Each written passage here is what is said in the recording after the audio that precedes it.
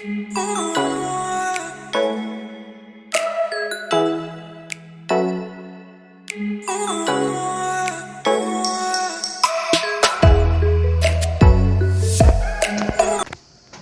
Everyone, welcome back to our channel microbiology. So friends, आज मैं चालू करने जा रहा हूँ क्लास 9th केमिस्ट्री का is matter around us pure वाला चैप्टर का लेक्चर 2। होपफुली आप सभी ने इसका लेक्चर 1 अटेंड कर लिया है। अगर आप में से किसी ने उसे मिस कर दिया है तो कोई बात नहीं, लिंक आपको डिस्क्रिप्शन में मिल जाएगा, आप वहाँ पर जाके देख लीजिएगा फ्रेंड्स। तो चालू करते हैं हमारा lecture 2 without wasting the time. तो ये आज के हमारे कुछ इंपॉर्टेंट गोल्स हैं जो कि हमें इस लेक्चर 2 में अच्छी तरीके से कवर करने हैं। तो चालू करते हैं विदाउट वेस्टिंग द टाइम। देखिए, सबसे पहले हम देखते हैं इसमें पहला क्वेश्चन मैंने आपसे जो लेक्चर 1 में पूछा था लास्ट में, वो ये था, explain why water is a compound not a mixture. So friends, इसका आंसर आपने कमेंट्स में बताया था मुझे, मैंने बहुतों को कमेंट्स चेक भी करा है, लेकिन कुछ बच्चे नहीं दे पाए इसका आंसर। तो एग्जैक्ट आंसर ये है इसका, ध्यान रखिएगा। इस तरीके से क्वेश्चन आपके पेपर में 3 नंबर में आपको देखने को मिलेंगे। सो इसके कुछ 3 पॉइंट्स हैं, ध्यान रखिएगा। जब कभी भी कोई भी क्वेश्चन आपका 3 नंबर में आता है या 5 नंबर में आता है तो कोशिश करिए उस क्वेश्चन को पॉइंट्स में डिवाइड कर लीजिए, क्योंकि पॉइंट्स में डिवाइड करने के बाद वो जो आंसर है वो क्लियरिफाई हो जाता है कि किस किस तरीके से क्या है। ठीक है, ओके। तो देखिएगा, हमें पता है कि वाटर एक कंपाउंड है, तो सबसे पहले हम देख लेते हैं कंपाउंड एक्चुअली में होता क्या है। हमें पता है कि कोई भी कंपाउंड अपने कॉन्स्टिट्यूएंट पार्टिकल में नहीं टूट पाएगा, तो इसी तरीके से हमारा जो वाटर है वो अपने कॉन्स्टिट्यूएंट पार्टिकल में नहीं टूट पाएगा। अगला पॉइंट, इसमें हमें ये भी पता है कि जो कोई भी कंपाउंड है उसका कंपोजिशन हमेशा फिक्स्ड रहता है, उसका फॉर्मूला भी हमेशा फिक्स्ड रहता है। तो इसी तरीके से हमारा जो वाटर है उसका कंपोजिशन भी फिक्स्ड होता है। ठीक है, यहाँ पर हम एक और पॉइंट लिख सकते हैं, the composition of water and it's formula is fixed. ठीक है, ओके। और अपने को ये भी पता है कि जो कोई भी सब्सटेंस कंपाउंड होगा उसका एक फिक्स्ड बॉइलिंग पॉइंट होगा, जिस तरीके से आपका वाटर का एक फिक्स्ड बॉइलिंग पॉइंट होता है 100 डिग्री सेल्सियस। ठीक है, तो इससे क्लियरिफाई होता है कि वाटर आपका कंपाउंड है, ना कि मिक्सचर। ठीक है, चलिए चालू करते हैं आज हमारा अपना लेक्चर 2। देखिएगा, तो सबसे पहले आज का हमारा टॉपिक है सॉल्यूशन। तो सॉल्यूशन सबसे पहले देखिएगा, सॉल्यूशन में कुछ बेसिक चीज़ समझ लेते हैं, फिर उसके बाद हम अपना सॉल्यूशन चालू करेंगे। सॉल्यूशन के अंदर बेसिकली 2 कंपोनेंट होते हैं, सॉल्यूट और सॉल्वेंट। ठीक है, तो देखते हैं सॉल्यूट क्या होता है। सॉल्यूट वो सब्सटेंस होता है जो कि किसी भी लिक्विड के अंदर डिजोल्व होता है। ठीक है, ओके। और जो सॉल्वेंट होता है वो लिक्विड होता है जिसके अंदर कोई भी सॉल्यूट डिजोल्व हो रहा है। एग्जाम्पल से समझते हैं हम टेंशन के बिना। लेट से आपका कोई शुगर है और आपके पास वाटर है, तो शुगर जब कोई हम वाटर में डिजोल्व करेंगे तो ऐसी कंडीशन में उस शुगर को हम बोलेंगे सॉल्यूट। ठीक है, ओके। और ऐसी कंडीशन में उस वाटर को हम बोलेंगे सॉल्वेंट। ठीक है, ओके। इस तरीके से आप क्लैरिफाई कर सकते हो किसी भी सॉल्यूशन के अंदर कि कौन सा सॉल्यूट है और कौन सा सॉल्वेंट है। कभी कभी क्वेश्चन में आपको देखने को मिलेगा कि आपको कोई सॉल्यूशन दे दिया जाएगा, मतलब बहुत सारे सॉल्यूशन के नाम दे दिए जाएंगे और आपसे टीचर पूछ लेगा कि इसमें सॉल्यूट कौन सा और सॉल्वेंट कौन सा है, डिवाइड कीजिए उन्हें। ठीक है, ओके। अब हम देखते हैं इसी के बेसिस पर 2 टाइप के सॉल्यूशन होते हैं अपने पास, aqua solution and non aqua solution. देखिएगा, ये भी क्वेश्चन आपके पेपर में रेयर देखने को मिलता है, लेकिन देखने को मिल जाता है ये भी। ठीक है, तो देखिएगा, a solution made by water called as aqua solution. वो सॉल्यूशन जो कि आपका वाटर से मिलके बना हुआ है उसे हम बोलते हैं एक्वा सॉल्यूशन। ठीक है, ओके। और वो सॉल्यूशन जो कि ऑर्गेनिक सॉल्वेंट से मिलके बना हुआ होता है, ऑर्गेनिक सॉल्वेंट लेट से आपका वाटर के अलावा जितने भी सॉल्वेंट्स हैं जैसे विनेगर है, ठीक है, तो उनसे जो मिलके बने हुए सॉल्यूशन होते हैं उन्हें हम बोलते हैं नॉन एक्वस सॉल्यूशन। ठीक है, एक्वस से याद रखिए यानी वाटर। ठीक है, एक्वस यानी एक्वा लेट्स से। ठीक है, एक्वाटिक, इतना तो आपको पता है, बचपन से पढ़ते आ रहे हो एक्वाटिक वगैरह। ठीक है, ओके। अब हम अपना सॉल्यूशन चालू करते हैं। देखिएगा, इस solution is a homogeneous mixture of 2 और more substance, example salt solution and sugar solution. अगर आपको होमोजीनियस मिक्सचर नहीं पता तो कोई बात नहीं, लेक्चर 1 में मैंने आपको अच्छी तरीके से समझाया था, उसको देखने दो। ठीक है, तो देखो, सॉल्यूशन एक ऐसा मिक्सचर, होमोजीनियस मिक्सचर होता है जिसके अंदर 2 या 2 से ज़्यादा कंपोनेंट होते हैं। Let's say salt solution. Salt solution के अंदर क्या क्या है, सॉल्ट है और वाटर है, तो उसके अंदर सॉल्ट क्या है, सॉल्यूट है, और सॉल्वेंट क्या है, वाटर है। इस तरीके से आपका ये सॉल्यूशन होता है। ठीक है, चलिए अब हम इनकी प्रॉपर्टीज़ देख लेते हैं। फ्रेंड्स ध्यान रखिएगा, किसी भी करेक्टरिस्टिक, जैसे कोई भी आपका कोई क्वेश्चन आता है, जैसे सॉल्यूशन है और उसकी प्रॉपर्टीज़ हैं, वो हमेशा भाई बहुत इंपॉर्टेंट होता है, क्योंकि वो क्वेश्चन 3 नंबर में भी आता है और क्वेश्चन 4 नंबर में भी आता है। अगर उसकी डिफाइन आती है कि what are the solution and what are the properties of solution, तो ये क्वेश्चन 4 नंबर में निकलेगा पूरा डायरेक्टली। तो इस तरीके से आपको प्रॉपर्टीज़ को भी एकदम सीरियसली लेके चलना है, किसी भी प्रॉपर्टी को हमें छोड़ना नहीं है, ठीक है। लेकिन कोशिश करना है कि हम एकदम मेन प्रॉपर्टी लिख पाएँ, जो सॉल्यूशन की जो मेन प्रॉपर्टी है वो लिखें, या किसी भी कॉन्सेप्ट की जो प्रॉपर्टी वो मेन लिखें, एक्स्ट्रा चीज ना लिखें उसके अंदर, ठीक है। तो देखो सबसे पहले प्रॉपर्टी आपका it is a homogeneous mixture, हमने पढ़ लिया है ये होमोजीनियस मिक्सचर होता है। इसमें जो सॉल्यूट के जो पार्टिकल्स होते हैं बहुत स्मॉल होते हैं, ठीक है। A true solution does not scatter light, ध्यान रखिएगा, एक ट्रू सॉल्यूशन की यही कैरेक्टरिस्टिक मेन होती है कि वो अपने अंदर से लाइट स्कैटर नहीं करने देगा, ठीक है, ओके। और जो पार्टिकल्स होते हैं सॉल्यूशन के जो पार्टिकल होते हैं वो फिल्टर पेपर से भी पास आउट हो जाते हैं। अब फिल्टर पेपर आपके माइंड में क्वेश्चन आया होगा, फिल्टर पेपर आप तब समझोगे जब आप इसका एक्सपेरिमेंट करोगे, इस चैप्टर का जब एक्सपेरिमेंट करोगे तो आपका केमिस्ट्री के टीचर समझाएंगे आपको कि एक्चुअली में होता क्या है, उसका एक कॉन्सेप्ट होता है, बढ़िया तरीके से ईजी होता है, ज़्यादा हार्ड नहीं होता, ठीक है, पेपर ही होता है, तो उसको आप तब देखिएगा। इनफैक्ट आप गूगल पे चेक कर सकते हो, ठीक है। चलिए आगे देखते हैं, सस्पेंशन हमारा अगला टॉपिक है। देखिएगा, it is a heterogeneous mixture in which small particle of solid are spread throughout the liquid without dissolving, यानी एक टाइप का हेटेरोजीनियस मिक्सचर होता है। हेटेरोजीनियस मैं आपको नहीं बताऊंगा क्योंकि मैंने लेक्चर 1 में बता दिया था, ठीक है। तो इसलिए मैं आपसे बार बार कह रहा हूँ कि लेक्चर 1 को अटेंड करने के बाद ही लेक्चर 2 पर आया करिए किसी भी चैप्टर के, क्योंकि वो लेक्चर 2 लेक्चर 1 से ही लिंक होता है, ठीक है, थोड़ा बहुत। चलिए, तो सबसे पहले ये एक हेटेरोजीनियस मिक्सचर होता है जिसके अंदर जो स्मॉल पार्टिकल्स जो होते हैं सॉलिड के या सॉल्यूट के, वो स्प्रेड आउट हो जाते हैं through liquid without dissolving. Let's say example से समझते हैं विदाउट टेंशन। देखो, लेट्स से हम चौक लेते हैं एक क्लास से चोरी करके और हमारे पास घर में पानी है, तो जब हम चौक को तोड़ लेंगे, उसका चूरा बना लेंगे, तो उसे हम पानी में डालेंगे और उसे जब हम घोलेंगे तो ध्यान रखना वो कभी भी घुलेगा नहीं। आप प्रैक्टिकल भी करके देख सकते हो, उसे तो बहुत सस्ता प्रैक्टिकल है, कर सकते हो आराम से, ठीक है, ओके। तो इसे आप आसानी से कर सकते हो। तो जब आप करोगे इसे तो आप ऑब्जर्व करोगे जो चौक है वो कम्प्लीटली डिज़ोल्व नहीं होगी और उसमें से कुछ जो चौक है वो नीचे पानी में बैठ जाएगी, तो वही एक सस्पेंशन है। आप इसको मड और वाटर का भी एग्जांपल ले सकते हो। कभी आप मिट्टी लेना, ठीक है, जो थोड़ी गीली मिट्टी हो और उसको पानी में डिज़ोल्व करना, वो कभी पूरी डिज़ोल्व नहीं होगी, उसका कुछ हिस्सा पानी में रह जाएगा, तो वो भी एक सस्पेंशन है, ठीक है। चलिए आगे देखते हैं, इनकी प्रॉपर्टीज़ भी बहुत इंपॉर्टेंट है फ्रेंड्स। देखिएगा, ये एक हेटेरोजीनियस मिक्सचर होता है, इसके अंदर से जो सॉल्यूट के जो पार्टिकल होते हैं बहुत लार्ज होते हैं, तभी तो वो आसानी से स्प्रेड आउट हो जाते हैं सॉल्यूशन से, ठीक है। अगला देखते हैं, ये अपने अंदर से लाइट स्कैटर करा देते हैं, क्यों? क्योंकि ये क्या है, सस्पेंशन है, ठीक है। आगे देखते हैं, जो पार्टिकल्स जो होते हैं सस्पेंशन के वो आसानी से दिख जाएंगे, क्यों? क्योंकि वो बहुत बड़े होते हैं। चलिए अब हम देखते हैं आगे का एक बढ़िया सा कॉन्सेप्ट, कोलाइड्स।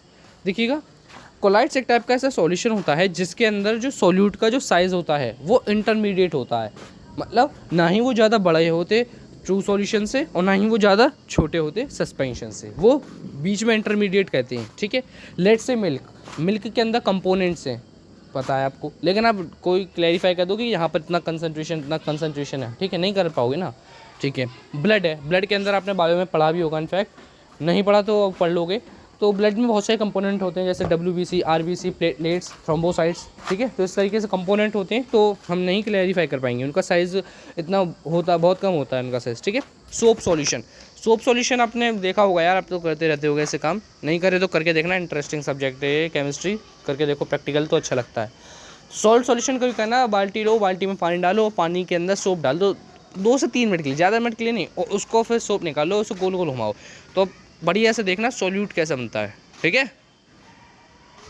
चलिए आगे देखते हैं इनकी प्रॉपर्टीज़। देखिएगा, यहाँ पर कहानी में क्लाइमैक्स ये आता है कि ये जो कोलाइड्स होते हैं देखने में ऐसे लगते हैं कि होमोजीनियस मिक्सचर हैं, परंतु एक्चुअली में होते हैं हेटेरोजीनियस मिक्सचर, ठीक है, ओके। आगे देखते हैं, जो पार्टिकल्स जो होते हैं बहुत सारे कोलाइड्स के, वो माइक्रोस्कोप से भी नहीं देखे जा सकते, यानी इतने इतने छोटे छोटे होते हैं, ठीक है, ओके। आगे देखते हैं, जो कोलाइड है can not be separated by filtration, यानी वो फिल्टर पेपर से सेपरेट नहीं हो पाएंगे, क्यों? क्योंकि उनका जो सॉल्यूट का पार्टिकल जो है बहुत छोटा है, ठीक है।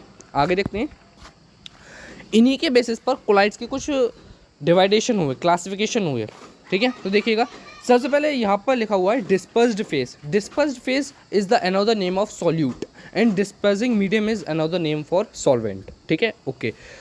तो देखिएगा, जब कभी भी गैस के अंदर लिक्विड जाता है तो ऐसी कंडीशन में हम उसे बोलते हैं लिक्विड एरोसोल कोलाइड। ठीक है, ओके। एग्जाम्पल में क्लाउड आप बाहर जाके देखो, अभी देख लो, अभी तो बारिश का सीज़न चल रहा है, तो देखोगे तो क्लाउड्स देखो थोड़ा ध्यान से, तो ये होते हैं लिक्विड एरोसोल। और अगर ये भी नहीं देख पा रहे तो आपके घर में फॉग होगा, फॉग वही धुआं, अरे जिसे हम कहते हैं आपकी सेंट, करके देखना कभी, वो भी लिक्विड एरोसोल होता है। लगता गैस है लेकिन जब हम उसको हाथ लगाए थे तो लिक्विड बन जाता है, हाथ लगाए थे ना उस पर तो लिक्विड बन जाता है। इसी तरीके से जब कभी भी सॉलिड गैस के अंदर जाएगा तो उसे हम बोलेंगे aerosol like as dust and smoke. ठीक है, ओके। आगे देखते हैं, जब कभी भी गैस लिक्विड के अंदर जाएगा तो वो फोम बोलता है। ठीक है, ओके ओके। आगे देखते हैं, जब लिक्विड के अंदर जाएगा तो उसे हम बोलते हैं इमल्शन, जैसे क्रीम, मिल्क। ठीक है, ओके। और जब सॉलिड लिक्विड के अंदर जाएगा तो उसे हम बोलते हैं सॉल्ट, जैसे पेंट्स, जेलीज। पेंट को कभी टच करके देखिएगा, वो सॉलिड जैसा होता है लेकिन एक्चुअली में लिक्विड होता है वो। जब कभी भी गैस सॉलिड के अंदर जाएगा तो उसे हम बोलेंगे सॉलिड फोम। ठीक है, मार्श मेलो एग्जाम्पल है।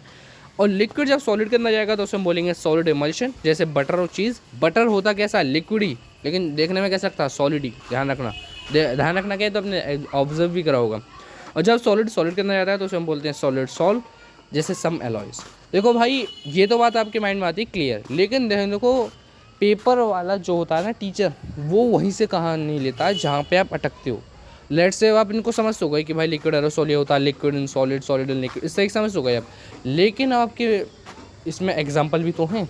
एग्जाम्पल अगर आपने कर लिए तो ये पूरा कॉन्सेप्ट आपके माइंड में क्लियर है, अन्यथा नहीं है। यानी ओवरऑल बात यह है कि एग्जाम्पल भी एक बहुत बड़ा रोल प्ले करते हैं।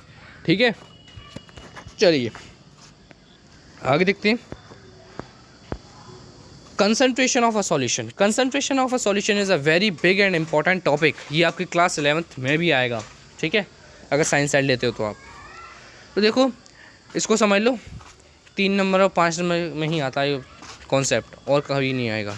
ठीक है, तो देखो एक्चुअली में इसकी डिफाइन क्या है, it is the amount of solute present in given quantity of solution. यानी एक सॉल्यूशन के अंदर जितने अमाउंट में सॉल्यूट प्रेजेंट होगा उसे हम बोलेंगे कंसंट्रेशन ऑफ अ सॉल्यूशन।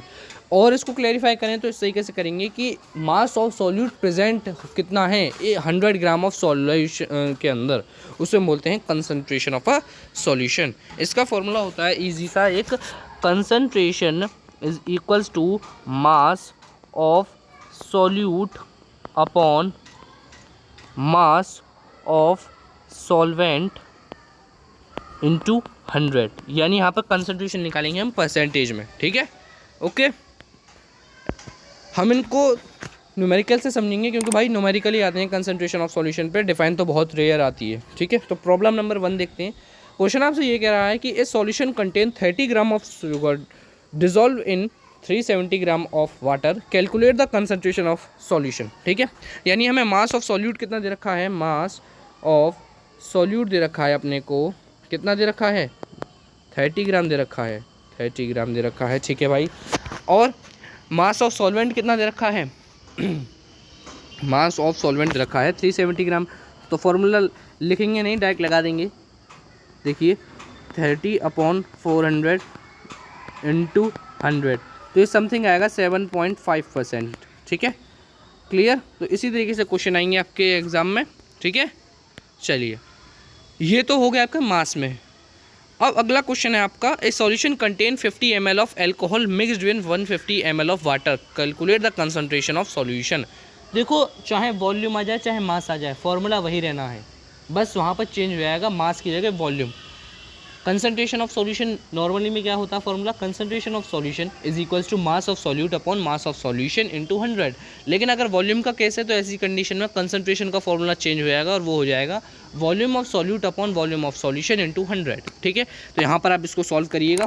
ठीक है, और कहीं डाउट हो तो कॉमेंट सेक्शन में बताइएगा मुझे। चलिए अब हम देखते हैं अपना एक और बढ़िया सा concept, saturated solution and unsaturated solution. देखिएगा, is solution in which more quantity of solute can be dissolved without raising its temperature called as saturated solution। यानी वो solution जिसमें ज़्यादा amount of solute ऐड हो जाए without increasing the temperature of solution। अब इसको हम एग्जांपल से समझते हैं थोड़ा सा। जैसे अब आप खाना खा रहे हो, आपने खाना खा लिया, ठीक है, अब खाना खा लिया आपने, तो उसके बाद कहानी में ट्विस्ट ये आता है कि आपकी मम्मी आपकी एक फेवरेट डिश ले आई मिठाई में, तो आपको खानी है वो। तो आपका दिल तो कहेगा यार खा ले खा ले, और मन कहेगा नहीं, क्यों? क्योंकि आपका पेट भरा हुआ है। तो जब आप ऐसी कंडीशन में उसे खा लेते हो तो उसे हम बोलते हैं सैचुरेटेड होना। ठीक है, सैचुरेट हो गए हम, मतलब अब नहीं खाया जाएगा भाई। ठीक है, क्लियर? ठीक है, आगे देखते हैं।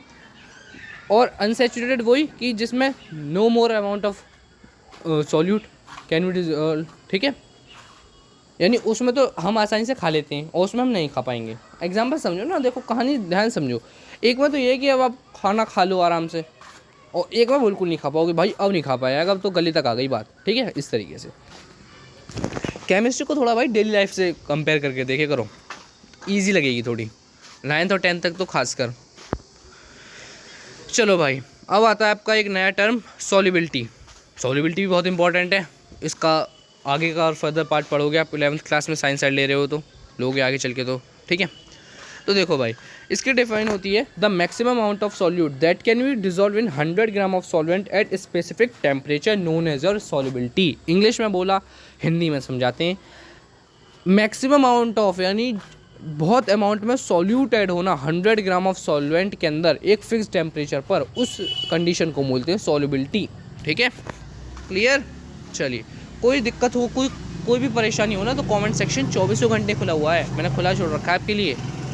चलिए, अब हम इनका इफेक्ट देखते हैं, टेम्परेचर एंड प्रेशर का। भाई ये इफेक्ट बहुत इंपॉर्टेंट होते हैं, जहाँ कहीं पे भी इफेक्ट आए बहुत इंपॉर्टेंट, ध्यान रखना। और देखो, इफेक्ट की बात करें तो जो सॉल्युबिलिटी जो इंक्रीज़ होती है वो इंक्रीज़ होती है जब टेम्परेचर इंक्रीज़ होता है, और सॉल्युबिलिटी तब इंक्रीज़ होती है जब प्रेशर इंक्रीज़ होता है। यानी ये दोनों डायरेक्टली प्रोपोर्शनल होते हैं टेम्परेचर और प्रेशर के। ठीक है, क्लियर? क्लियर, सॉल्युबिलिटी जो है वो दोनों के डायरेक्टली प्रोपोर्शनल है, टेम्परेचर और प्रेशर के। अब हम देखते हैं आज का last topic, physical and chemical changes. तो ये तो बहुत ईजी सा है, तो आप ऐसे ही डेली लाइफ को ही लगा के समझना और आसानी समझ जाओगे। बहुत छोटा सा टॉपिक है, लेकिन छोटा सा ही, लेकिन क्वेश्चन आता है इसका, बहुत मोटा क्वेश्चन आता है, 5 नंबर का क्वेश्चन। देखो, सबसे पहले फिजिकल चेंज, ये एक टेम्परेरी चेंज होता है। ठीक है, और ये जो केमिकल चेंज होता है ये परमानेंट चेंज होता है। ठीक है, इसमें no new substances form during the change, इसमें कोई भी नया सब्सटेंस नहीं बनेगा। केमिकल चेंज के अंदर नया केमिकल सब्सटेंस आएगा। ठीक है, यहाँ पर कोई भी चेंज नहीं आएगा मास के अंदर। ठीक है, फिजिकल चेंज में, केमिकल चेंज के अंदर मास में चेंज आएगा सब्सटेंस के। ठीक है, यहाँ पर कोई भी एनर्जी नहीं निकलेगी during the change, physical change में। और केमिकल चेंज में एनर्जी जनरली इन्वॉल्व होती है। इन्वॉल्व यानी क्या? आती है, लगाई जाती है केमिकल एनर्जी। ठीक है, ओके, एग्जांपल समझेंगे, जैसे मेल्टिंग ऑफ आइस। आपके पास आइस है, आप आइस लेके आए बढ़िया सी कोन 50 वाली तो आप खा रहे हो, खाते खाते धूप भी है, आप खा भी रहे हो। आप अपने दोस्त से बात करने लगे फ़ोन पे, वो मेल्ट हो जाती है, तो क्या हो रहा है? चेंज, फिजिकल चेंज हो गया भाई। इसी तरीके से लाइटिंग ऑफ बल्ब, जैसे अब आपने लाइट जलाया, पढ़ने वाले हो आप, आपने लाइट जलाई, तो वो फिजिकल चेंज है। ठीक है, क्यों? क्योंकि उसमें नया सब्सटेंस आया नहीं, लाइट एनर्जी निकली बस। ठीक है, अब केमिकल चेंज देखते हैं हम थोड़ा सा। बर्निंग ऑफ फ्यूल, जैसे अब आपकी गाड़ी है, आपकी कोई बढ़िया सी कार है, ठीक है, फॉर्च्यूनर आपके पास, अब फॉर्च्यूनर आपने निकाली और आराम से चलाई। ठीक है, आगे चल के पेट्रोल ख़त्म हो जाता है। पेट्रोल जब ख़त्म हो जाता है उसमें अपने फ्यूल डलवाया, तो जैसे अपने फ्यूल डलवाया तो वो एनर्जी लेगा और फिर देन गाड़ी आपकी टनाटन चलेगी। तो बर्निंग हो रहा है, एनर्जी निकल रही है, वही कह रहा था इसमें। ठीक है, ओके, अब देखते हैं। अब जैसे आपका एक्सप्लोसिव यानी धमाके, दिवाली पे जलाए होंगे आलू बम ये सब। ठीक है, तो एनर्जी निकल रही है उसमें। ठीक है, तो friends, by this we have completed the second part of is matter around us pure chapter. Hopefully आपको यहाँ तक चैप्टर सही में आ रहा होगा। अगर कोई भी डाउट या कोई भी परेशानी है तो कमेंट सेक्शन 24 घंटे खुला रखा है मैंने आपके लिए, तो कमेंट्स करते रहिए, कोई भी डाउट है तो। ठीक है, कोई भी छोटे से छोटा, बड़े से बड़ा क्वेश्चन सॉल्व कर दूंगा मैं आपके लिए। ठीक है फ्रेंड्स, सो मिलता हूँ इसके लास्ट लेक्चर 3 में। ठीक है, तब तक के लिए be happy, keep loving, keep supporting friend. Bye bye everyone, bye bye to all.